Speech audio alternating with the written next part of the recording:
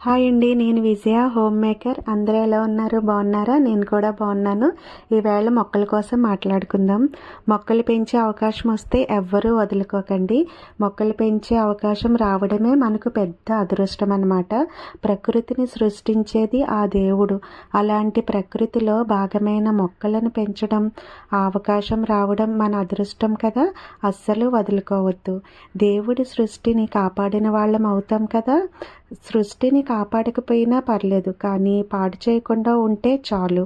వీధికో ఊరికో ఏదో చేయాలి, ఏదో మేలు చేయాలని అనుకుంటాం, కానీ చేయలేకపోవచ్చు. కానీ మన ఇంట్లో మనకున్న అవకాశాన్ని బట్టి మొక్కలను పెంచితే చాలు. మనం సమాజానికి ఎంతో మేలు చేసిన వాళ్ళం అవుతాము కదా. ఆ మొక్కలు మనకి ఇచ్చే ఆనందం వెలకట్టలేనిదండి. ఆ మొక్కలు ఇచ్చే ఆనందం మనకు మన పిల్లలు కూడా ఇవ్వలేకపోవచ్చు. ఆ మొక్కలలో తిరుగుతుంటే ఆరోగ్యం, ఆనందం రెండూ వస్తాయి. అది మనకి ప్రకృతి ఇచ్చే ఒక గొప్ప వరం అన్నమాట.